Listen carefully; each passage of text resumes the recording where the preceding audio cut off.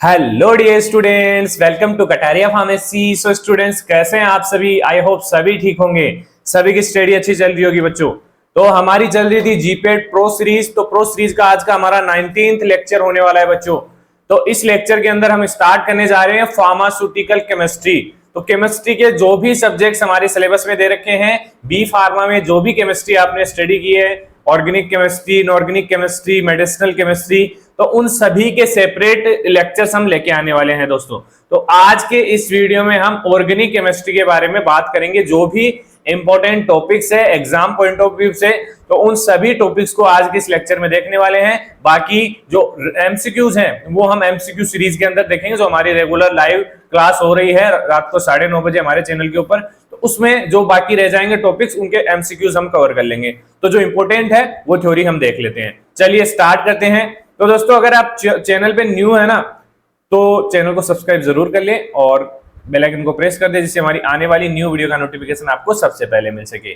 चलिए स्टार्ट करते हैं। सबसे पहले देखते हैं हम रिएक्शंस, मतलब कौन कौन से टाइप्स की रिएक्शन होती है। ऑर्गेनिक केमिस्ट्री हम पढ़ रहे हैं बेसिकली, तो इसके अंदर रिएक्शंस डिफरेंट टाइप्स की रिएक्शंस होती हैं।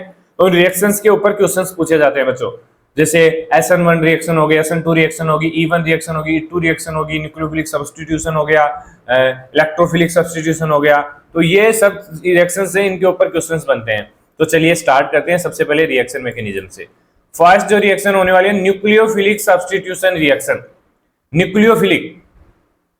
न्यूक्लियोफाइल का यहाँ पे मतलब अटैक होता है मॉलिक्यूल के ऊपर। बेसिकली दो टाइप की रिएक्शन है न्यूक्लियोफिलिक, SN1 और SN2। बहुत ही पॉपुलर रिएक्शन है, क्वेश्चंस भी इनके ऊपर बनते हैं बच्चा। तो बेसिकली SN1 क्या होती है? Unimolecular nucleophilic substitution. देखिए, हमें SN1 और SN2 के बीच एक तरीके से कंपैरिजन समझना है कि क्या डिफरेंस है। उसी टाइप से क्वेश्चन पूछा जाएगा बच्चा, तो इसमें कंफ्यूज नहीं होना है अपन को। तो मैकेनिज्म देखिए, बेसिकली जो SN1 का मैकेनिज्म है वो 2 स्टेप प्रोसेस में होता है। देखिए ये चीज याद रखनी है, SN1 2 स्टेप में होता है, SN2 1 स्टेप में होता है, मतलब अपोजिट होता है। 1 है तो 2 स्टेप, 2 है तो 1 स्टेप। ये पॉइंट आपको याद रखना है। तो 2 स्टेप प्रोसेस है बेसिकली। इसके अंदर कार्बोकेटाइन इंटरमीडिएट का फॉर्मेशन भी होता है, follow by nucleophilic attack. Nucleophilic attack होता है और कार्बोकेटाइन इंटरमीडिएट भी बनता है। 2 स्टेप प्रोसेस होती है। रेट, बेसिकली जो इसका रेट है वो डिपेंड करता है ओनली सबस्ट्रेट की कंसंट्रेशन पे। तो ये पॉइंट भी याद करने लायक है कि इसका जो रेट है वो किस पे डिपेंड करेगा, तो सबस्ट्रेट की कंसंट्रेशन पे। यहां ऐसे ही क्वेश्चन बनते हैं बच्चों।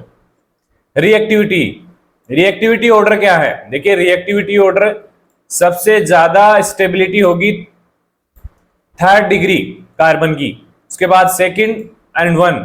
ऐसा ही अपोजिट हो जाएगा SN1 के अंदर। 1 की स्टेबिलिटी ज्यादा होगी, सॉरी SN2 के अंदर 1 की स्टेबिलिटी ज्यादा होगी, 2 की कम, 3 की और कम। अपोजिट हो जाएगा SN1 का। स्टीरियोकेमिस्ट्री क्या है? रेसिमाइजेशन होता है इसके अंदर। रेसिमाइजेशन होता है, एक स्टीरियोकेमिस्ट्री का पार्ट है। Due to planar carbocation intermediate, जो कार्बोकेटाइन इंटरमीडिएट्स होते हैं वो प्लेनर होते हैं, इसलिए। चलिए, SN2 bimolecular nucleophilic substitution reaction है। मैकेनिज्म क्या है? 1 स्टेप प्रोसेस होती है बच्चों। ये पॉइंट याद रखने लायक है, याद रख लेना इनको। Nucleophile attack simultaneously as leaving group departs. Basically nucleophile का अटैक होता है, कार्बोकेटाइन इंटरमीडिएट यहाँ पे नहीं बनता है।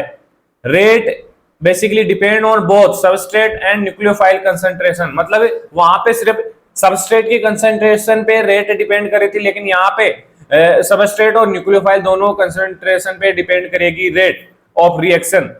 रिएक्टिविटी ऑर्डर थोड़ा सा उल्टा हो जाएगा, मतलब बिल्कुल उल्टा हो जाएगा। 1 की सबसे ज्यादा होगी, 2 की कम, 3 की सबसे कम। स्टेरिक हिंड्रेंस इफेक्ट शो होता है SN1 SN2 रिएक्शन के अंदर बच्चों। स्टीरियोकेमिस्ट्री क्या होती है? इन्वर्जन ऑफ कॉन्फ़िगरेशन, वेल्डेन इन्वर्जन इसके अंदर होता है। तो ये कुछ पॉइंट्स हैं। 1 स्टेप प्रोसेस है, depend on substrate and nucleophile concentration और रिएक्टिविटी ऑर्डर है। तीनों पॉइंट्स आपको याद रखने बच्चा, बहुत इंपॉर्टेंट है। चलिए नेक्स्ट रिएक्शन है हमारी electrophilic substitution reaction. Basically common aromatic जो कंपाउंड्स होते हैं बेंजीन, फिनोल एंड एनिलीन, इनकी ये रिएक्शंस होती है, इलेक्ट्रोफिलिक सब्स्टिट्यूट होता है इनके ऊपर, जैसे बेंजीन है इसके ऊपर कोई कंपाउंड से रिएक्शन होगी, जैसे हेलोजन है, नाइट्रिक एसिड है, तो इससे रिएक्शन करके क्या बनाएंगे, एरोमेटिक कंपाउंड बनाएंगे, सब्स्टिट्यूट होगा, इलेक्ट्रोफाइल का सब्स्टिट्यूशन होगा। तो देखिए कुछ रिएक्शंस के टाइप है यहाँ पे, halogenation, nitration, sulphonation, Friedel Crafts, acylation, alkylation.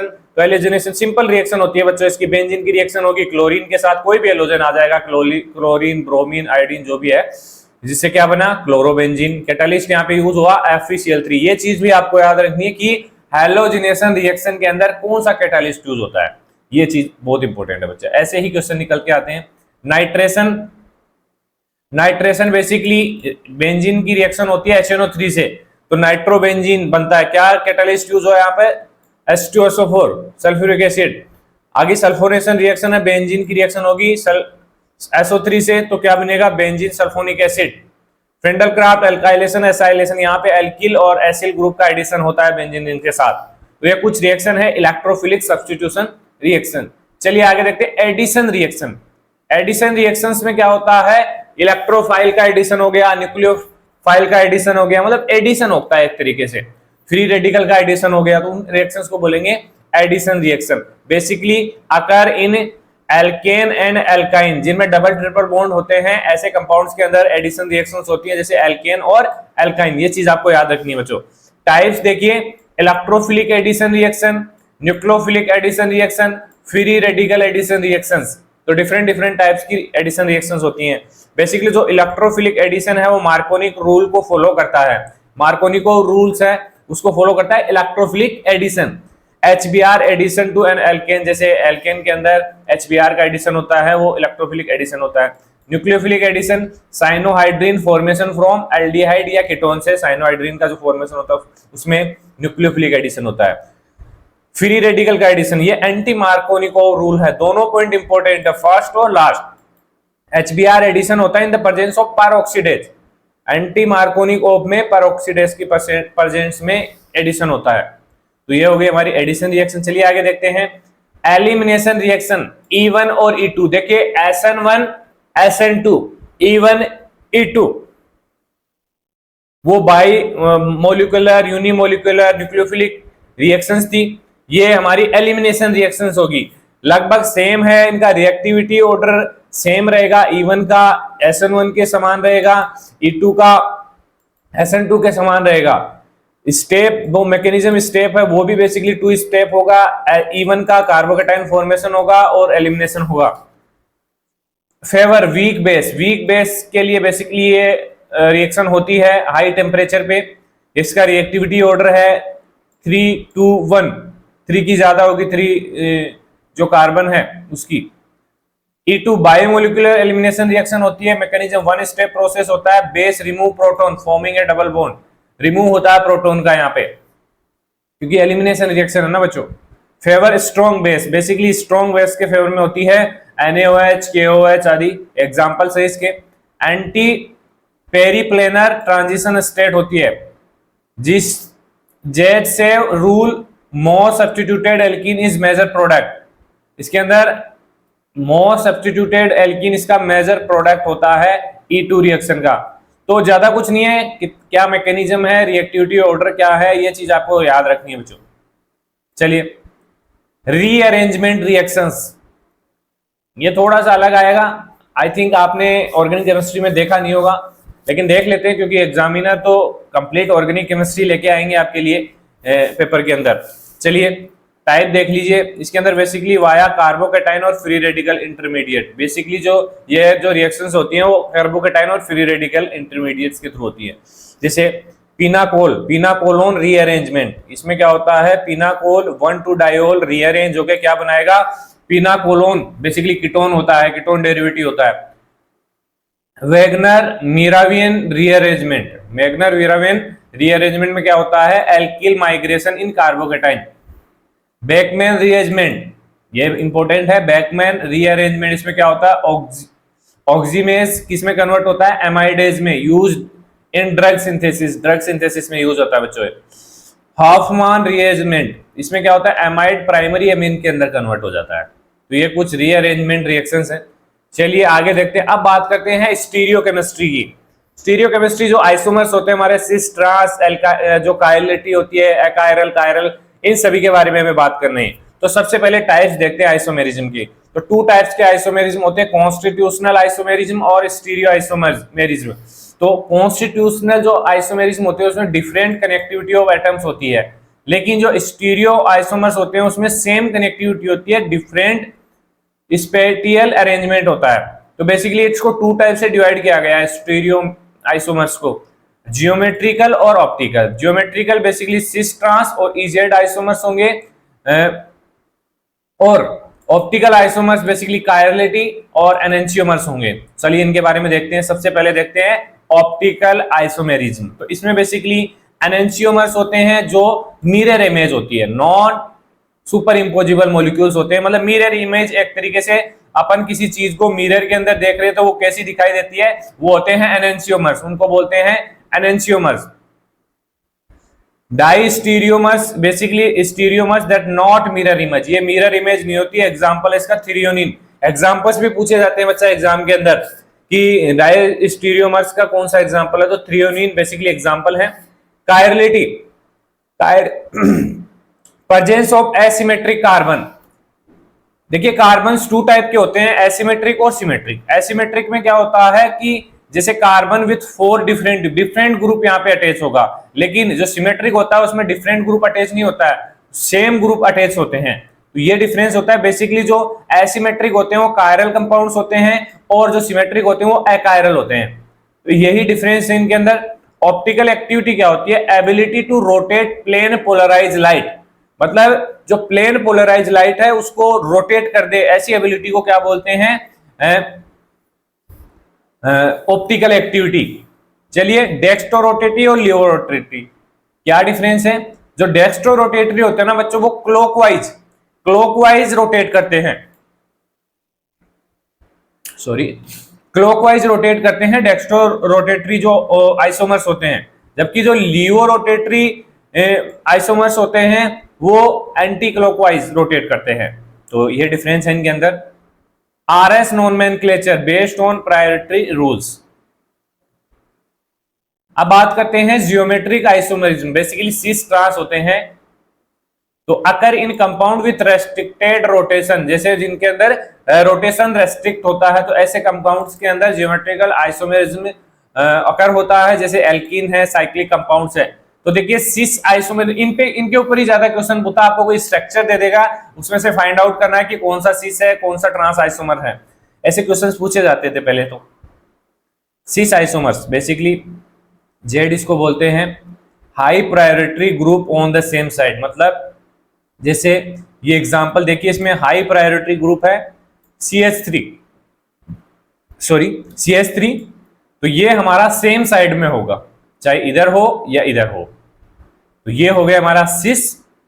अगर ये higher priority group on opposite side में प्रेजेंट है, तो इसको बोल देंगे स्टेरिक रिपल्सन, मतलब इसके अंदर लेस स्टेरिक रिपल्सन होगा और ट्रांस आइसोमर। तो ये इस एग्जांपल से आपको समझ में आ गया। ऐसे स्ट्रक्चर्स भी आ जाती है पेपर के अंदर आपको पूछने के लिए, तो वो तो क्वेश्चन बनाने वाले एग्जामिनर तो कुछ भी आपके लिए अगर हार्ड से हार्ड बनाने की कोशिश करेंगे इस चीज को, लेकिन आपको कंफ्यूज नहीं होना उसके अंदर। चलिए हेट्रोसाइक्लिक केमिस्ट्री के कुछ कंपाउंड्स है। हेट्रोसाइक्लिक केमिस्ट्री क्या है, जैसे कार्बन कार्बन कार्बन कार्बन, ये मिलके क्या बनाएंगे, एक साइक्लिक स्ट्रक्चर बना लेंगे, ना कि एरोमेटिक।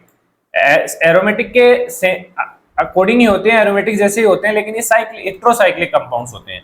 जैसे कुछ एग्जांपल से इंपोर्टेंट जो एग्जांपल वो हमने यहाँ पे रखे हैं बच्चों। जैसे पायरोल है, पायरोल का फॉर्मूला है C4H5N। इसमें क्या है, 5 मेंबर हेट्रोसाइक्लिक कंपाउंड है विथ 1 नाइट्रोजन एटम इसके अंदर ऐड होता है। ये है पायरोल। बेसिसिटी क्या होती है इसकी, weakly basic due to lone pair delocalisation. Lone pair का डिलोकलाइजेशन होता है इसके अंदर, इसलिए बेसिक होता है। Reaction basically electrophilic substitution reaction इसके अंदर होती है, more reactive than benzene, benzene से ज्यादा रिएक्टिव होते हैं। रिडक्शन बेसिकली पायरोल रिडक्ट होता है किसमें, पायरोलिडीन में। ये चीज भी आपको याद रखनी है कि पायरोल किसके अंदर रिडक्शन होता है इसका, पायरोलिडीन में। चलिए सेकंड देखिए, फ्यूरेन। फ्यूरेन में कार्बन, फ्यूरेन की स्ट्रक्चर आपने देखी होगी, एस टाइप से होती है। मैं बनाता हूं एक स्ट्रक्चर, 4 कार्बन होंगे इसके अंदर और 1 ऑक्सीजन होगा। ये आई थिंक फ्यूरेन की स्ट्रक्चर है, 4 कार्बन हो गए 1 ऑक्सीजन हो गया। तो structure 5 member oxygen containing heterocyclic. Structures भी याद करनी है बच्चा आपको, क्योंकि स्ट्रक्चर्स भी पूछ लिया जाता है कि कौन सी स्ट्रक्चर कौन से कंपाउंड की है। बेसिकली रिएक्शन होती है इसके अंदर electrophilic substitution reaction, more reactive than benzene, ये भी मोर रिएक्टिव होता है बेंजीन से। Oxidation convert to maleic acid, किसके अंदर कन्वर्ट होता है ऑक्सीडेशन के बाद? ये मेलिक एसिड। थायोफेन, थायोफेन की फॉर्मूला है C4H4S, इसके अंदर सल्फर अटैच होगा हेट्रोसाइकिल रिंग से, 5 मेंबर रिंग है। इलेक्ट्रोफिलिक सब्स्टिट्यूशन होगा similar to benzene but more reactive, benzene के समान ही होता है लेकिन रिएक्टिविटी ज्यादा होती है इसकी। डेसल्फ्यूराइजेशन बेसिकली कन्वर्ट इन ब्यूटाडाइन, इसमें कन्वर्ट होता है थायोफेन ब्यूटाडाइन में। चलिए आगे चलते हैं। पायरिडीन, पायरिडीन बेसिकली C5H5 और नाइट्रोजन एटम इसके अंदर अटैच होता है, 6 मेंबर रिंग होगी। बेसिसिटी इसकी more basic than pyrrole due to localised lone pair on nitrogen, nitrogen के ऊपर लोन पेयर होते हैं तो इसकी बेसिसिटी पायरोल से ज्यादा होगी। रिएक्शंस बेसिकली इलेक्ट्रोफिलिक सब्स्टिट्यूशन होगा, न्यूक्लियोफिलिक सब्स्टिट्यूशन, दोनों रिएक्शन इसके अंदर होने वाली है। 3rd पोजीशन पे इलेक्ट्रोफिलिक होगा और 2 and 4th पोजीशन में न्यूक्लियोफिलिक रिएक्शन होगी। रिडक्शन पायरिडीन कन्वर्ट होता है पाइपरिडीन में बाय हाइड्रोजिनेसिस, ये चीज भी आपको याद रखनी है बच्चों। चलिए आगे देखते हैं कुछ अदर इंपॉर्टेंट हेट्रोसाइकल्स, जैसे इंडोल है, found in tryptophan, serotonin, quinoline है, anti malarial drug like chloroquine इसके अंदर मिलता है। आइसोक्यूनोलिन है, मॉर्फिन स्ट्रक्चर, और imidazole, imidazole present in histidine and azole drug. ये सभी इंपॉर्टेंट है पॉइंट्स बच्चों, सभी पॉइंट्स को आपको याद कर लेना है। तो ये हमारा आज का सेशन, आज का लेक्चर यही खत्म होता है बच्चों। आई होप ये जो भी इंपॉर्टेंट टॉपिक्स है आपको कवर हुए होंगे। देखिए इन टॉपिक्स का रिजल्ट आपको तब मिलेगा जब आप क्वेश्चंस करोगे, तो क्वेश्चंस आप अपने बेस पे भी करो, बाकी क्वेश्चंस हम करवा रहे हैं आपको जो भी इंपॉर्टेंट है। तो बस इतने से टाइम इनफ नहीं है बच्चों, ये लेक्चर देख लिया ये इनफ नहीं है। अभी ये लेक्चर आया है हमारा, अभी 9:30 बजे हमारा लाइव क्लास आएगा, ये 8:30 बजे हमारा लेक्चर अपलोड होता है, उसके बाद 9:30 बजे हमारा क्वेश्चंस का सेशन स्टार्ट हो जाता है, लाइव सेशन, तो उसको ज्वाइन कर लीजिए। उसके बाद दिन में आपका रूटीन बना लीजिए कि किस हिसाब से आपको स्टडी करना है, कौन से टॉपिक्स आपके रह रहे हैं, और डेली बेसिस पे 200 से 300 क्वेश्चंस आपको करने हैं, और वीकली एक पेपर सॉल्यूशन करना है अच्छे से मन लगा के, कि हाँ ऐसे बैठना है कि जैसे एग्जाम दे रहे हो, क्योंकि उस चीज का बहुत बड़ा फायदा मिलने वाला है बच्चों आपको एग्जाम के अंदर। जो बच्चा ऐसे प्रैक्टिस करके जाएगा ना, वो दूसरे बच्चे से जो प्रैक्टिस करके नहीं गया है उससे बहुत आगे रहेगा, क्योंकि पहली बार अगर आप एग्जाम देने जा रहे हैं ना जीपेट का, तो बहुत दिक्कत आने वाली है, बच्चा टाइमिंग मैनेजमेंट नहीं कर पाएंगे आप, तो उस चीज के लिए, और माइनस मार्किंग है तो इस वजह से दिक्कत आ सकती है आपको। तो कोई ना, वैसे हो जाएगा, अगर 100% आप दे रहे हैं ना तो टेंशन किसी बात की नहीं करनी है आपको, हो जाएगा आराम से। चलिए मिलते हैं नेक्स्ट लेक्चर में।